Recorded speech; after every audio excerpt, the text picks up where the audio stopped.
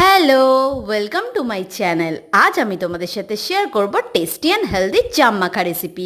তার জন্য প্রথমে আমি নিয়ে নিয়েছি এক বাটি জাম, যেটা খুব ভালো করে ধুয়ে নিয়েছি। নিয়েছি একটা কাঁচা লঙ্কা, পরিমাণ মতো বিট নুন আর শুকনো খোলায় ভাজা জিরের গুঁড়ো।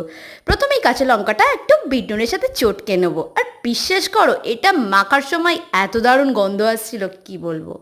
তারপরই জামগুলোকে হাতের সাহায্যে এইভাবে চটকে নিতে হবে। আর হ্যাঁ, সব জাম চটকাবে না, কিছু জাম গোটাও রেখে দেবে। তারপর ওতে ভাজা জিরে গুঁড়োটা মিশিয়ে দেবে। তোমরা চাইলে এতে লেবু পাতা অ্যাড করতে পারো, আমার কাছে আজকে অ্যাভেলেবেল ছিল না, তাই দিতে পারিনি। আর ব্যাস হয়ে গেল আমাদের টেস্টি টেস্টি জাম মাখা, যেটা এবার আমি সার্ভ করে দিলাম। আর শেষে একটা ধনে পাতা কুচি দিয়ে গার্নিশিং করে দিলাম। তারপর এটা এনজয় করলাম। আর এটা এত দারুণ খেতে হয়েছিল যে কি বলবো, সত্যি বলছি দারুণ খেতে হয়েছিল। তো bye bye, subscribe to my channel.